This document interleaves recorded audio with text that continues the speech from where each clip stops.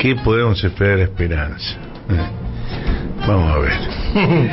No, yo hoy quiero, digamos, a rendir este homenaje a 3 mujeres. Una obviamente es Cristina, de quien vamos a hablar.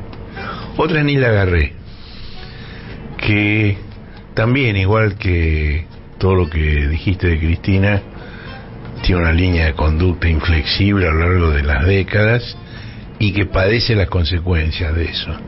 Esta semana Nilda Garré fue condenada a pagar 21 millones de pesos por no haber reprimido una protesta gremial frente a la planta impresora de Clarín en el año 2011, cuando era ministra de Seguridad. El grupo Clarín decidió no ir en su reclamo de daños contra el Estado, sino contra la ministra, específicamente, que es una posibilidad que el Código Civil le da. Ajá. Es decir, el agraviado, el dañado puede elegir contra quién ir. Y ellos eligieron maliciosamente ir contra Nilda como persona y no contra el Estado. No contra el Estado, sino exacto. Y bueno, ella fue absuelta en primera instancia, pero en la apelación la Cámara, presidida por Jorge Morán fue secretario penal de la Corte de la mayoría automática menemista en la Corte Suprema, a la cual fue llevado por el supernumerario del Opus Dei Antonio Bogliano, y tiene una serie de fallos muy reaccionarios como camarista. Bueno, él es el que redactó el fallo revocando la absolución. Nilda había sido absuelta primero en la causa penal, porque Clarín hizo... No fue Clarín que hizo la denuncia penal. La denuncia penal la hizo un empresario y había sido absuelta en la causa penal, y en la causa civil también, pero en la apelación Morán dio vuelta a esto. Bueno, Nilda fue una de las personas que el 17 de noviembre del año 72 acompañaron a Perón en el regreso a Argentina en el famoso charter. Lamentablemente Nilda no tiene fotos de ese momento, de modo que encontré una filmación del momento en que aborda el que sube al avión.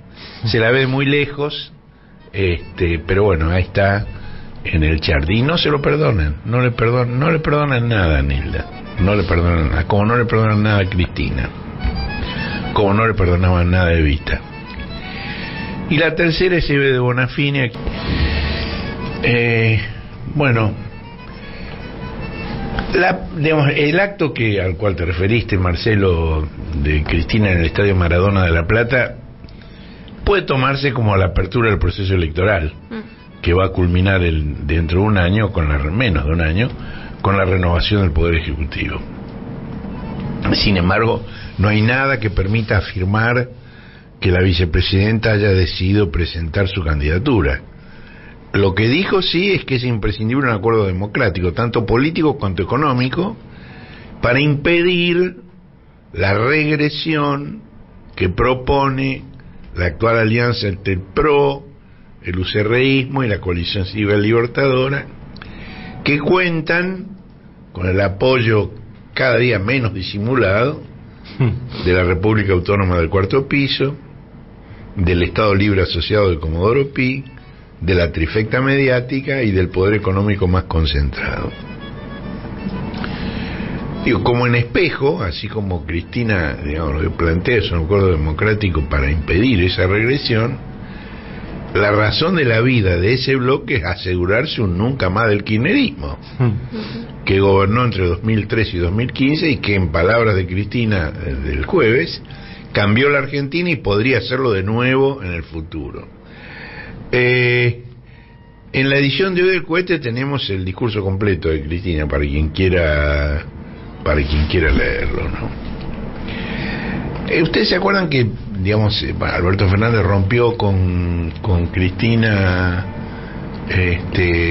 salió del gobierno, salió del gabinete en el año 8,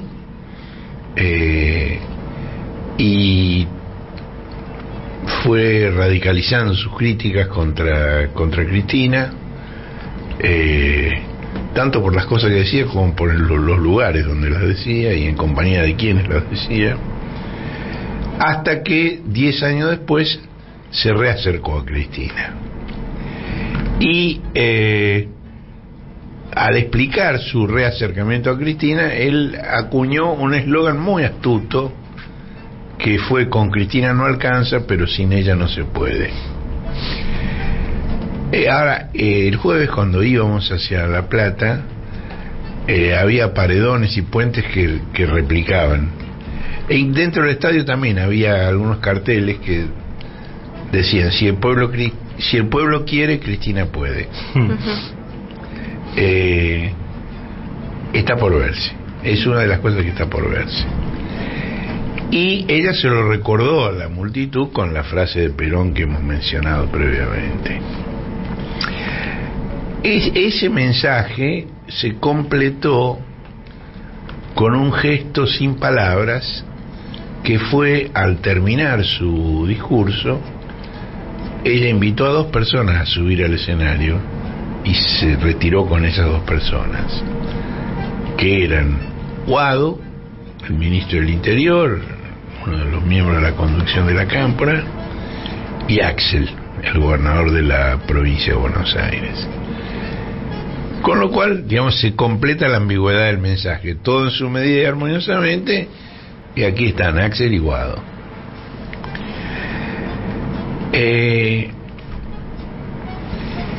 Las definiciones que hizo Cristina en el discurso, y sobre el cual hay varias notas en la edición de hoy del Cohete que hablan de esas definiciones, que las enumeran, que las analizan. Es muy interesante el artículo de Diego Stulbark al respecto. Está también el de Guillermo Biersba. Aronskin. Sí, Aronskin sí, aunque no es el centro del artículo de Ricardo, ¿no?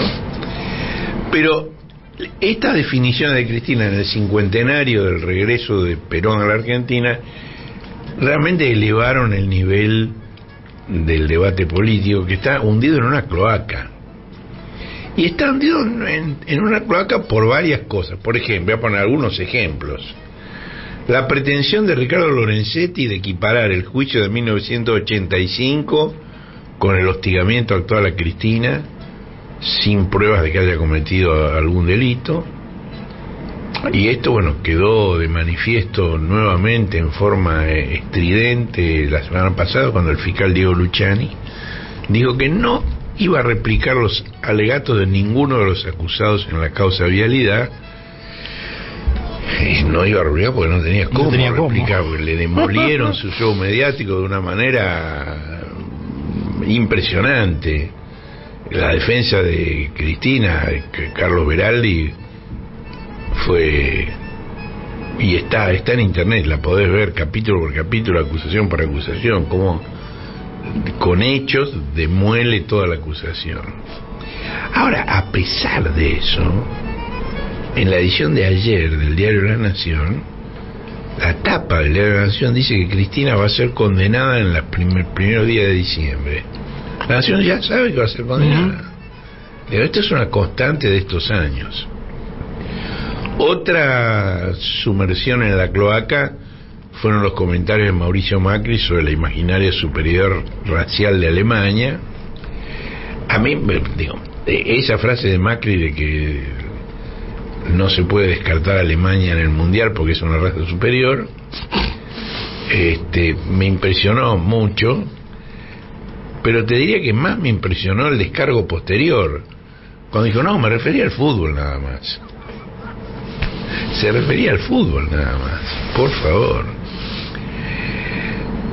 Otro elemento es la denigración de la democracia de Luis Juez, que dijo que no le mejoró la vida a nadie, y su reivindicación de la dictadura, digo, porque una vez que todo el mundo le saltó al yugular por esa barbaridad que había dicho, incluso en el momento en que la dijo, quien le contestó fue Pilar Rahola, que es una política y escritora española que empezó en alguna de las variantes del socialismo y terminó en la Hay que hacer un gran esfuerzo para quedar a la derecha de Pilar Rahola.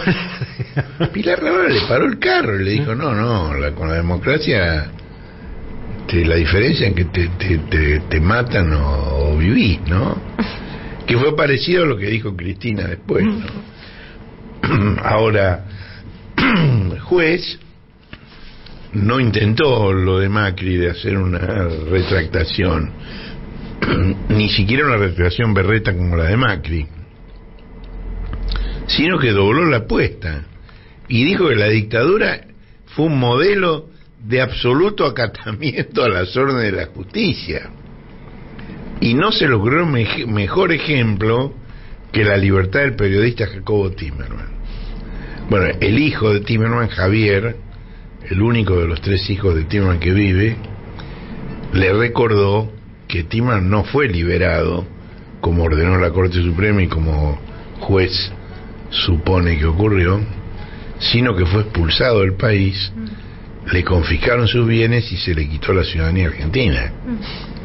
Equiparar eso con libertad, la libertad según Juez. Y otra cosa de la cloaca es la estulticia de la ministra de Trabajo, Raquel Kirchner, para quien es más importante un trofeo deportivo que el descenso de la inflación que está destrozando el poder adquisitivo del salario. Ahora, a mí me dio una cosa que me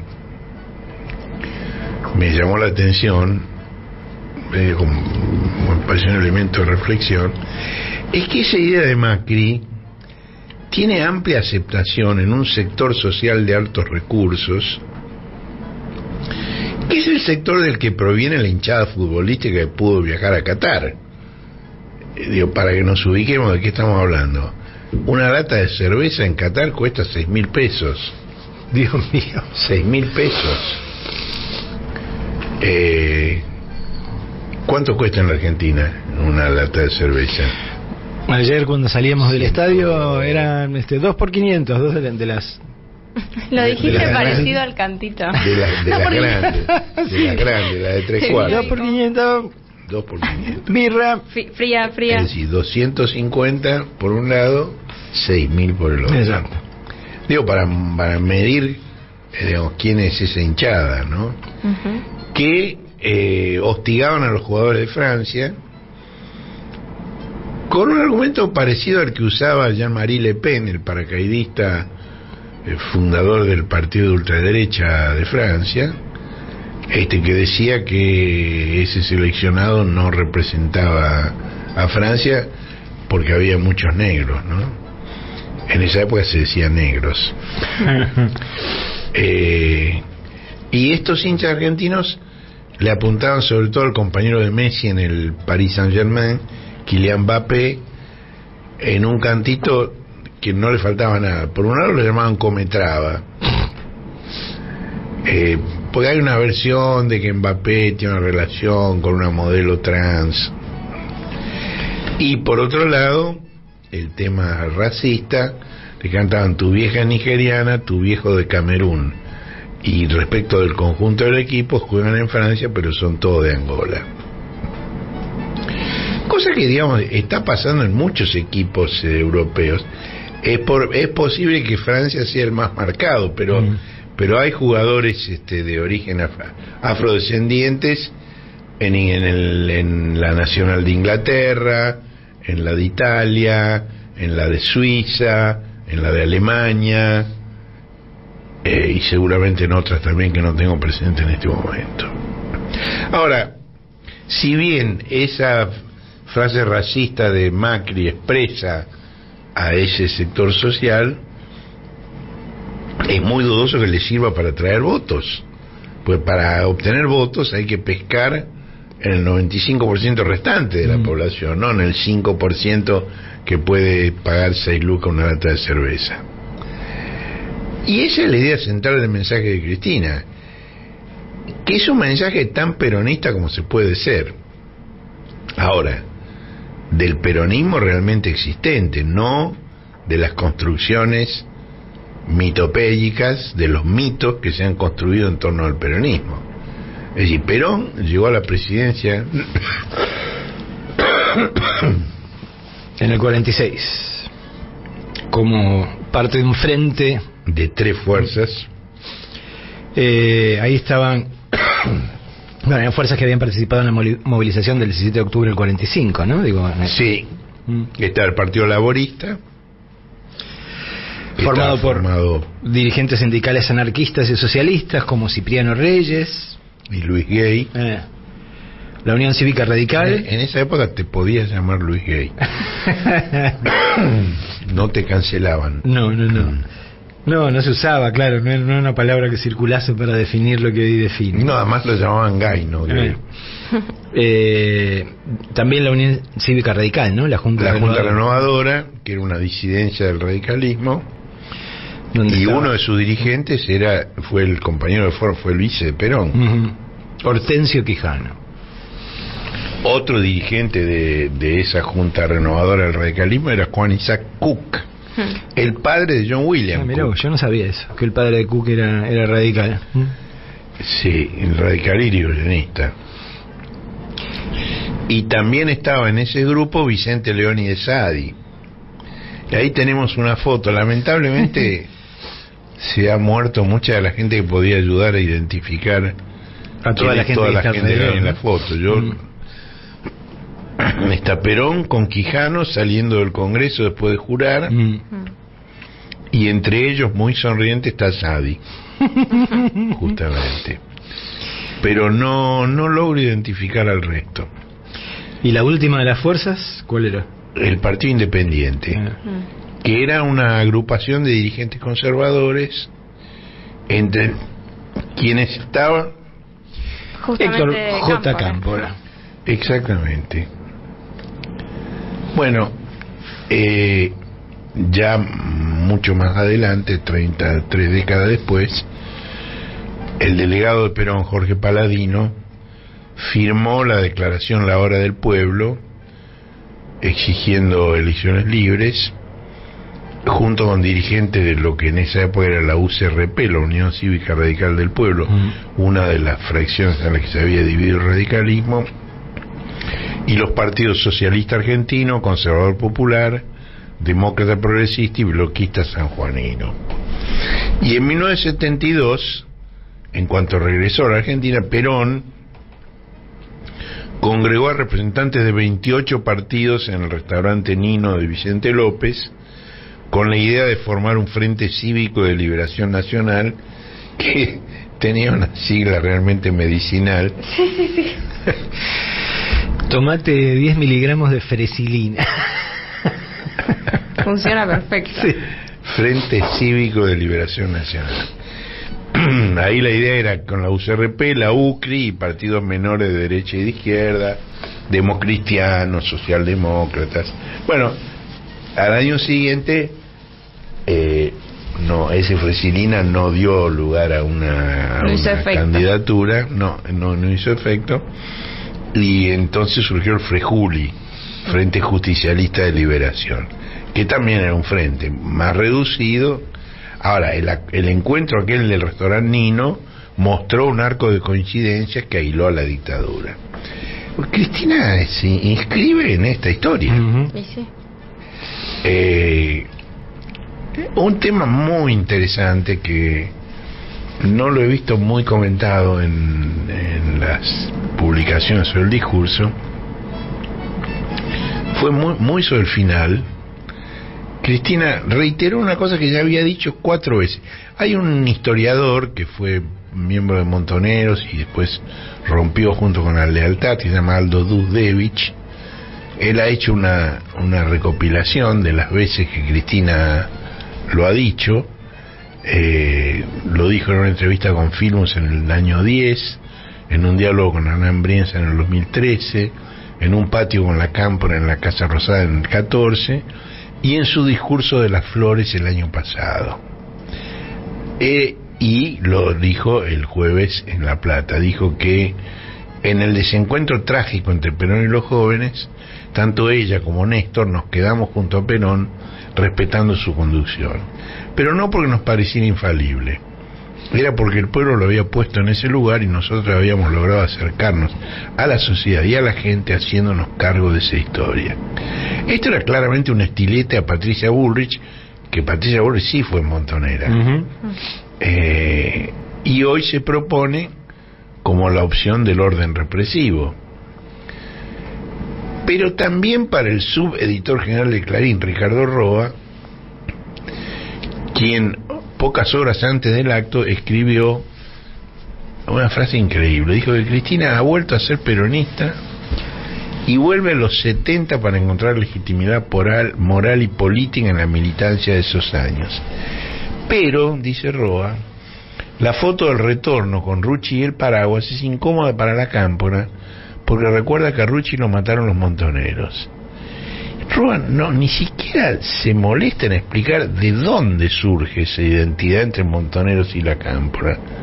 Es decir, ¿por qué tendría que ser incómodo para la cámpora la foto? Digo, esta es una creación flagrante de imágenes falsas contra una organización cuya única relación con la violencia es padecerla, a través de ataques a sus locales, a sus militantes, y cuya culminación fue la tentativa de matar a Cristina hace apenas 80 días. Ahora, respecto a estas veces anteriores que recopiló Aldo Dusdevich, Cristina agregó esta vez un párrafo que yo no recuerdo de las veces anteriores. Dusdevich podrá decir si lo dijo o no lo dijo, yo recién lo registré esta vez, que me parece muy importante porque me parece que es imprescindible para que este relato muy sincero de una opción desgarradora, para que esto no alimente la renacida teoría de los dos demonios. Y Cristina dijo, y voy a citar textualmente: no es lo mismo equivocarse, cuando uno se equivoca es la propia vida del propio cuero el que expone, que los dirigentes políticos que se equivocan con el dolor del pueblo y la miseria del pueblo y nunca pagan nada. Ojo, no es lo mismo. No es lo mismo tener errores y haber perdido la vida por haber jugado un proyecto político que provocar dolor sin hacerse cargo. Y ahí vino el remate. Este fue el párrafo inmediatamente anterior a aquel en el que propuso homenajear a los que de un lado u otro ya no están, convirtiendo el 17 de noviembre en el Día del Militante por la Argentina. La Argentina necesita militantes de ningún partido político, sino de la Argentina, de su pueblo, de sus trabajadores, de sus científicos, de sus intelectuales. Bueno, esto, digamos, a mí me parece una bella quimera, porque si del otro lado de la grieta alguien da un paso para dialogar con el peronismo, como ella pidió, corre el riesgo de que los tiburones le arranquen la pierna en cuanto dé el paso. Y yo me pregunto, ¿dónde están los Quijano, los Cámpara, los Balbín, los Allende, los Aullero, los Esteve Boero, con quienes compartir la mesa? Esa mesa a la cual Cristina invita. Y la verdad es, yo hasta ahora no los veo, pero bueno, está por verse, ¿no? Otro tema, digamos, muy muy importante de la semana ha sido el tema del Consejo de la Magistratura. Digamos, Rosati, Rosenkrantz y Maqueda, desde la Corte Suprema, legislaron sobre la composición del Consejo de la Magistratura, entrometiéndose en la esfera que la Constitución reserva al Poder Legislativo.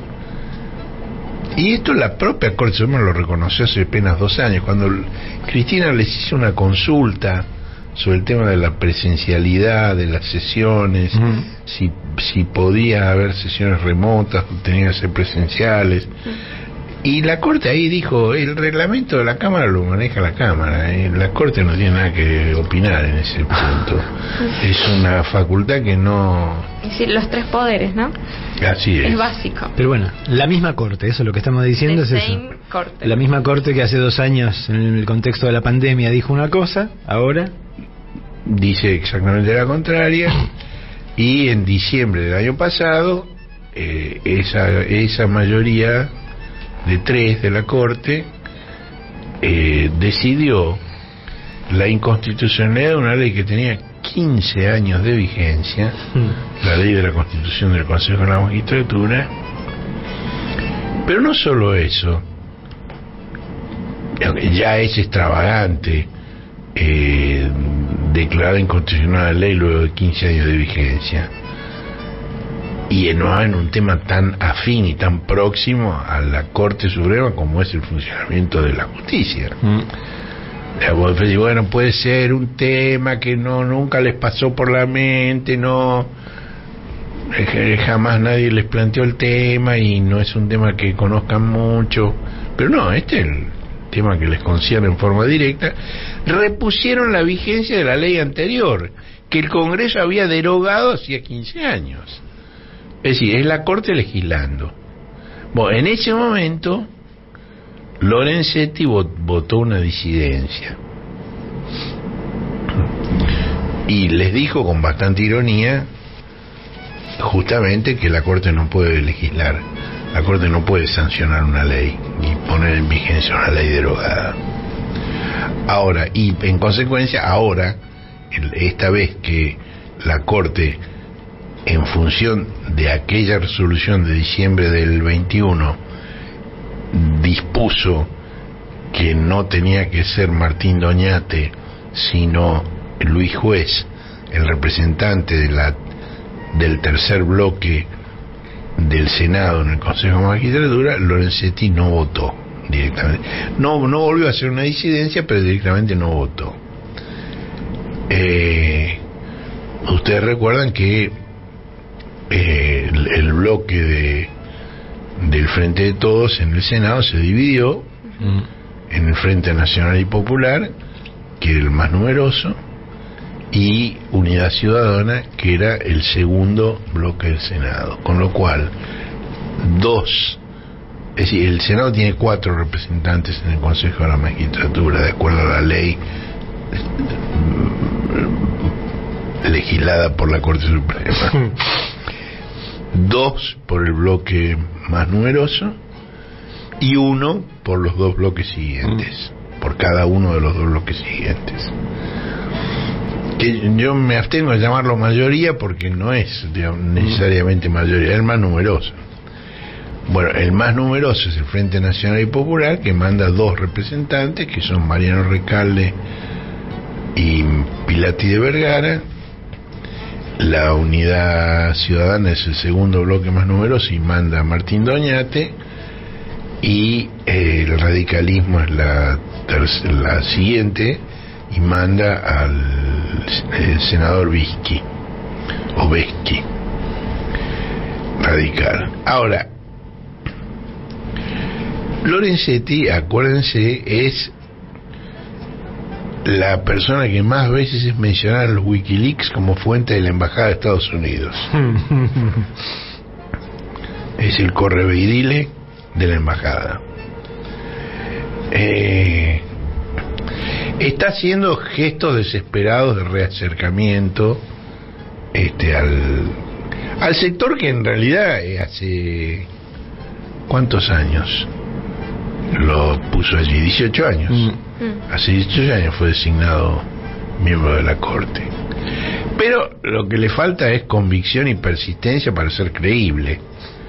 Y como les decía antes, en el homenaje a los jueces que en el 85 condenaron a Videla, parangonó aquel juicio con los que hoy se siguen por la presunta corrupción que se le enrostra a la democracia postdictatorial y fundamentalmente que procuran prohibir que Cristina ejerza cargos públicos. Y esa es la línea que Lorenzetti sigue desde el año 15, cuando apoyó la utilización del ex fiscal Natalio Nisman como ariete contra Cristina, y que asentó en 2017 con esa foto impresionante, feliz, sonriente, con Moro y Bonadío, ¿no? Entre Bonadío y Moro, los jueces que se encargaban de la persecución de Cristina y de Lula, exactamente. Bueno, pero tanto Lula como Cristina resistieron y siguen siendo figuras centrales en la política en sus respectivos países, 2 décadas después de la primera presidencia de Lula en Brasil y de Néstor en la Argentina. Y Lorenzetti sigue intrigando en la Corte Argentina, y Moro fue electo senador por el estado brasileño de Paraná. Bueno, en la sesión del miércoles el Senado votó por unanimidad, digo porque esta vez lo trató el plenario del cuerpo, y el Senado por unanimidad votó esas designaciones que mencioné. Ahora después venía el trámite formal de la notificación, y cuando 2 empleados del Senado fueron a notificar esto a la Corte Suprema, a las 12 del mediodía estaba cerrada la mesa de entradas. ¿Ya habían trabajado demasiado, decís vos? O les habían pasado el tip de que salían los pibes para allí con la notificación y... Dios mío. Viste que la Corte dice que la división del bloque fue un ardid. De ardides entiende la Corte. Entonces, bueno, los 2 pibes fueron a la secretaría privada de Rosati y se armó un enorme revuelo. ¿Cómo llegaron aquí? ¿Cómo los dejaron pasar? Los problemas de seguridad, un escándalo. Pero finalmente tuvieron que ordenar la reapertura de la mesa de entradas. Y que te digo, el horario de la mesa de entradas no es muy largo. Termina a las 13. Sí. Habían cerrado a las 12, pero termina a las 13. Bueno, tuvieron que recibirlo. Y tenemos en el cohete una foto de los 2 pibes felices con el sello de recibido de la notificación. Así que no se pueden hacer los 2 lugos. Y va a ser más difícil para la Corte excluir a los representantes del Senado de la jura de los nuevos consejeros que está prevista para el martes. Por supuesto, el PRO presentó un amparo en el juzgado contencioso administrativo federal para reiniciar de nuevo la misma historia de impedir la representación decidida por los cuerpos que representan la soberanía popular. Ahora, el juez, bueno, la verborragia del juez, las barbaridades que dice el juez realmente prestan un valioso servicio a la democracia. Tal como ocurrió en Estados Unidos con Donald Trump y en Brasil con Jair Bolsonaro. Bueno, ahora, menos límites que juez tiene José Luis Esper. Esper, escuchen esto, me parece que no ha tenido toda la repercusión que merecería. Presentó una denuncia penal por sedición contra Cristina y contra los 37 senadores que votaron la designación de Doñate, que es lo mismo que hizo la dictadura de Aramburu y Rojas con todos los legisladores, senadores y diputados que votaron el uso escolar de La Razón de mi Vida y los 2 planes quinquenales. Bueno, como era de prever, el Foro de Convergencia Empresarial, que es una supracámara creada para coordinar las acciones de 60 cámaras patronales, este foro criticó lo que el diario La Nación llamó el desafío kirchnerista a la Corte con la designación de Doñate. ¿Por qué desafío kirchnerista a la Corte? Es intromisión de la Corte en decisiones del Poder Legislativo. Ahora, el argumento realmente aburrido del Foro de Convergencia Empresarial fue que hay que crear confianza para atraer inversiones. Ahora, la verdad, en lo que va de este siglo, la inversión nunca fue más baja que en los 4 años de Mauricio Macri, que son los que ellos ponen como modelo.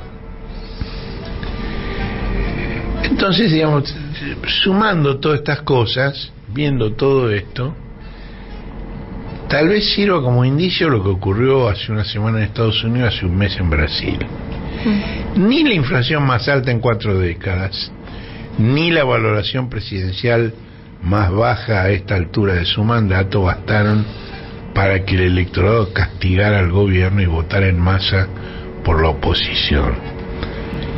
Y de este modo el Partido Demócrata retuvo el control del Senado de Estados Unidos, que incluso podrá aumentar en la segunda vuelta en Georgia el 6 de diciembre, donde hubo empate entre los 2 candidatos, y no padeció la catástrofe que se vatinaba en la Cámara de Diputados, donde quedó en minoría pero por escaso margen. Fueron los mejores resultados para el oficialismo en comicios de medio término en una generación.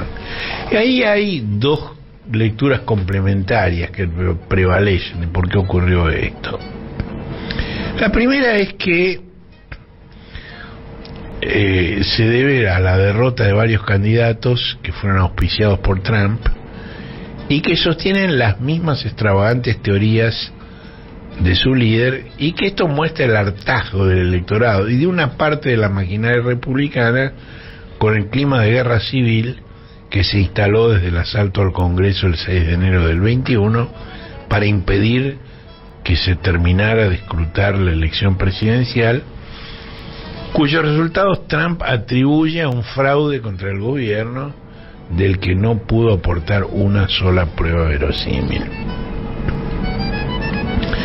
El miércoles, mientras Trump anunciaba en Mar-a-Lago, que es su fastuosa residencia en Florida, anunciaba que se propone presentarse como candidato en 2024, quien fuera su vicepresidente, el conservador evangélico Mike Pence, lo acusó de haber puesto en peligro su vida y la de todos quienes estaban en el Congreso ese día.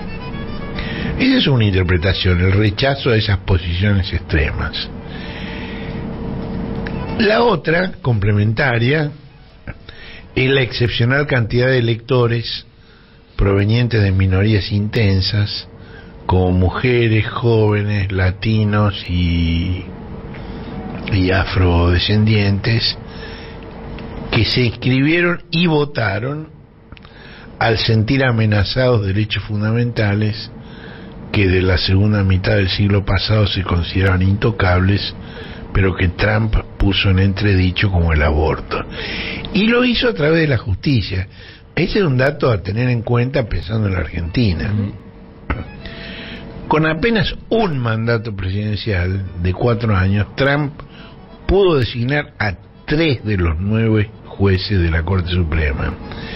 Y siguió en esto los lineamientos de una asociación libertaria que se llama el Federalista, que está organizada desde hace 2 décadas justamente con la intención de modificar la legislación a través de fallos judiciales, y que han puesto muchísima guita en apoyo de determinados candidatos en distintos estados, con la mira en ir modificando la composición de los tribunales en distintos lugares del país, que finalmente han tenido éxito, pues han logrado meter 3 nuevos jueces en la Corte Suprema.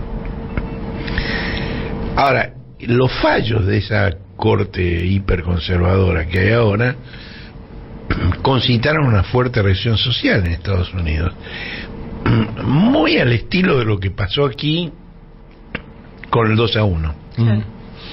2-1.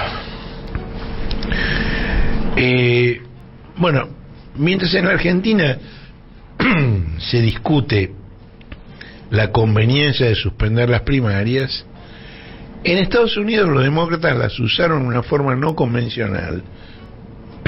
Hicieron lo contrario de lo que se espera. Y vos esperás que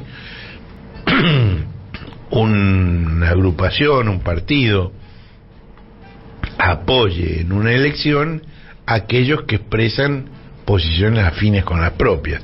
Ellos hicieron lo contrario. Decidieron apoyar con guita y organización a los candidatos republicanos más extremos, con la hipótesis de que sería más fácil batirlos en las generales. Y así fue, así ocurrió. Ahora, esta es una jugada muy arriesgada, digamos, en la Argentina. Claro. En la Argentina, Alfonsín apostó por Menem contra Cafiero porque creía que ganarle a Menem era más fácil, y así le fue. Eso ya lo hemos visto, ¿no? Pero bueno, en Estados Unidos funcionó de esa manera, porque claro, digamos, los supremacistas, los negacionistas norteamericanos, los guardianes del juramento, etcétera, etcétera, son tan extremos como aquí. Yo qué sé, Milei parece un muchacho bien educado al lado de estos tipos, ¿no? Sí, sí. Hay una serie que no sé si la hemos mencionado, se llama The Loudest Voice, la voz más poderosa, más fuerte. Está muy bien hecha, que muestra el rol de la cadena Fox News del australiano Rupert Murdoch en el ascenso de Trump, que le permitió alcanzar la presidencia en 2016. Pero esta ya es historia vieja. Esta vez nadie transmitió completo el anuncio de Trump sobre su nueva candidatura. Y Fox News entrevistó a varios dirigentes republicanos que atribuyeron a Trump la derrota en varios comicios clave, mientras el videograph indicaba textual que los demócratas ven a Trump como el candidato más fácil de vencer. Bueno, Trump está más exasperado que nunca, lo cual ya es decir, porque lo suyo es la exasperación. Acusó a los judíos de votar en masa por los demócratas y dijo: esto no es bueno para Israel. En Israel, una ultraderecha fascista financiada por la misma gente que financió las campañas de Trump en el pasado y que ha estado muy en contacto con el macrismo y que financió también al fiscal Nisman en la Argentina, el hipermillonario Sheldon Adelson, cuya viuda Miriam ahora maneja una de las más grandes fortunas del mundo.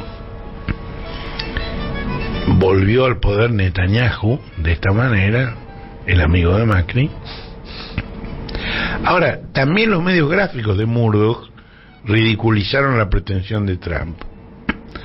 Murdoch tiene, digamos, aparte, para los que se quejaban de la ley argentina audiovisual, Murdoch tiene la señal de noticias de cable más importante que Fox, pero además tiene el diario de negocios Wall Street Journal y además tiene el tabloide sensacionalista New York Post, que es un diario que está a mitad de camino, digamos, entre Clarín y Crónica. Bueno, el Wall Street Journal calificó en un editorial a Trump como el mayor derrotado del Partido Republicano, y el New York Post anunció, esto fue muy gracioso, porque Trump hizo la conferencia de prensa para anunciar que iba a ser candidato, y el New York Post puso una bajada al pie de página que decía un ciudadano, un anuncio de un hombre en Florida. Un tipo en Florida dijo algo. Y adentro hay una nota chiquita, una página 26, una nota chiquita que presenta esto como el acto extravagante de un jubilado que juega al golf. Y recién al final de la nota dijo que ese jubilado que había hecho el anuncio extravagante era Trump. Ahora, también en Brasil, a 40 días de la asunción de Lula, el bloque legislativo que apoyó a Bolsonaro se está resquebrajando.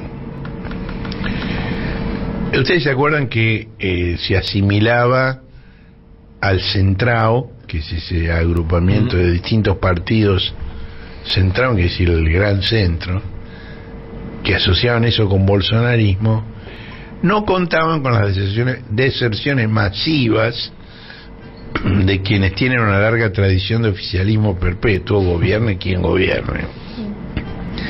Y Lula, que sí tenía presente eso, le encomendó esa tarea a su vicepresidente Geraldo Alckmin, quien abrió negociaciones con esa dirigencia con excelente resultado.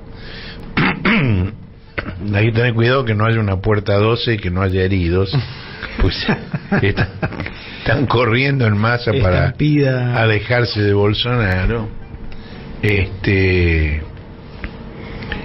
Y lo más notable fue que Edir Macedo, ¿ustedes saben quién es Edir Macedo? Sí, señor. Bueno, contalo. Pastor mediático multimillonario de Brasil, ¿no? Digo, quizás de toda esa categoría, por decirlo de alguna manera, el más notable. Y propietario de Rede Record.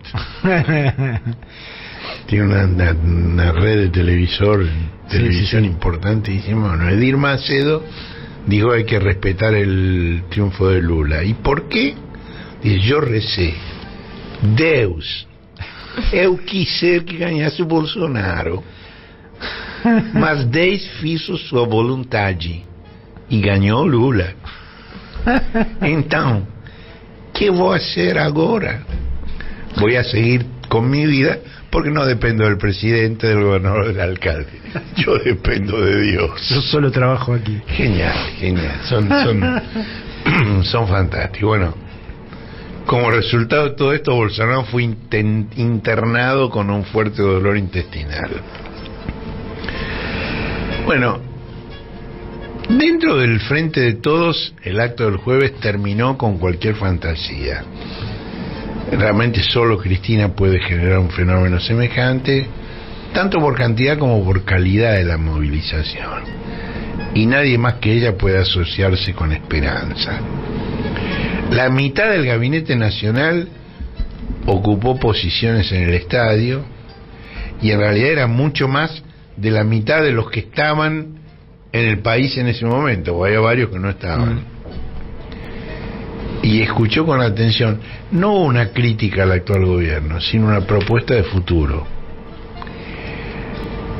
Ahora, la jactancia de la coalición cambiante, que se comporta como si ya hubiera ganado las elecciones y cada día anuncian nuevos proyectos de destrucción de empleos y de derechos, comienza a producir un abroquelamiento que solo Cristina puede conducir. Es decir, lo que le pasó a Trump en Estados Unidos, lo que le pasó a Bolsonaro en Brasil, le puede pasar a los cambiantes aquí, que anuncian cosas tan extremas, tan brutales, que van a provocar reacciones negativas. Es decir, no solo anunciaron una ofensiva contra los derechos laborales, sino que también están aplanando el camino para vencer resistencias judiciales. Y ahí, bueno, durante el gobierno anterior, por ejemplo, el justicialismo en el Senado dio el acuerdo para la designación de los camoristas del trabajo, Leonardo Ambesi y Manuel Díez Selva, que son codirectores de la revista de Derecho Laboral y Seguridad Social de la Universidad Austral. Y bueno, además de colocar en el fuero jueces que respondan a grandes empresas y estudios, y de propugnar la anulación de los concursos donde los resultados no satisfacen los planes patronales, como contó en el cohete Jorge Elbon, el próximo paso es vaciar de competencia al fuero laboral, transfiriéndolo a la ciudad autónoma. Y además están estos fallos, como el que mencionábamos previamente, contra Neil Lagarre. Yo no sé si en el actual oficialismo hay clara conciencia de que esto se está preparando de esa manera,